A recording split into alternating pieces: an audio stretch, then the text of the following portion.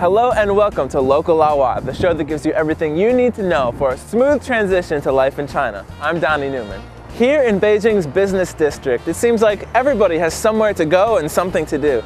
For the newcomer on the job scene here, it can be a little disorienting. Luckily, the Local Laowai team is here to help set your bearings straight. Over the next few episodes, we'll be taking you on a tour through some of the most popular career tracks for expats in China, explaining all the benefits and potential pitfalls of each. So before you start sending out your resumes and dry cleaning your favorite suit, let's take a closer look at each of the paths before you, starting with the classic Laowai job, teaching English.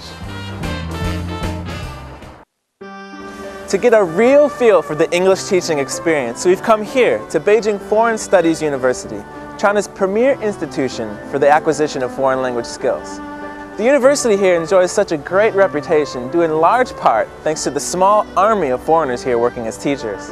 Whatever the reasons, the demand for English teachers is sure to stay high here for a long time to come.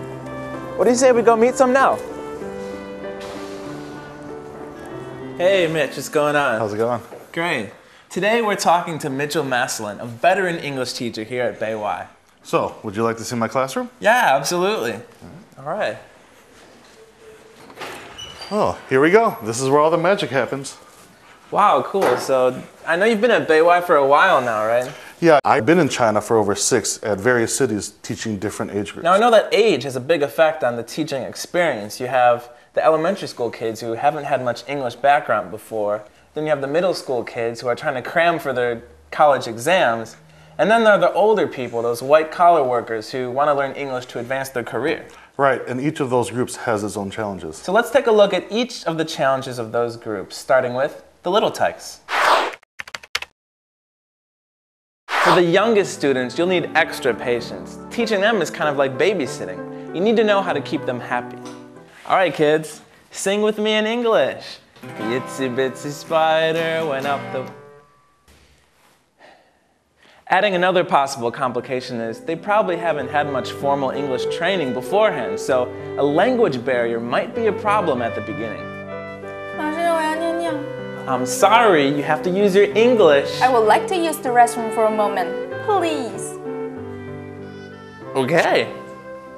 You know, my first job was at a kindergarten in Guangzhou. Oh, really? How did it go? Well, I had to play Santa one time for Christmas, hand out gifts to the students, right? They went crazy. Okay? I had to take the candy, throw it in one direction so they would run there. I ran in the other direction and hid in the classroom till nightfall. Are you kidding me? That's intense. Well, at least the kids you're teaching now have a little bit higher of a maturity level, right? Okay. But that's not to say they don't also have their own special needs. Let's check them out. High school and college students, while being less adorable than their younger counterparts, are usually a bit easier to handle. For one thing, they'll already have years of experience learning English, and a lot of Chinese teens are already well versed in American pop culture. All right, kids, today for listening comprehension, I got a special treat for you all. We're gonna watch Friends. Oh no, Friends! It's too old. I want to watch the Big Bang Theory. Big Bang Theory. And their technical mastery of English grammar can be very strong. Yes? Can I put what as the beginning of a subjective subordinate clause? Yes. But that's not to say they don't need more training. Their speaking ability tends to lag far behind their technical knowledge. Hey, Johnny, you got an A+. Congratulations. How long did you study? I love you! All right, man, cool. I love you too. It's cool. So would you say the older kids are easier to handle? Yeah, a lot. But what about teaching outside of the classroom? Private lessons are also a very popular method for studying English in China, especially for the busy professional on the go. So what are their special needs? For many white-collar workers, further career advancement will eventually depend, at least somewhat, on English proficiency. Unfortunately for them, English was less of a priority during their school days. Okay, so repeat after me, all right? Susie sells seashells by the seashore. Okay, Susie sells seashells by the seashore. Sushi. I love sushi! So Mitch, have you ever taught any of those older students before? Yeah, I used to work at a training center that specialized in private lessons and night classes. Training centers are also a very good option for teaching in China, especially if you have knowledge in a certain area of expertise, like business.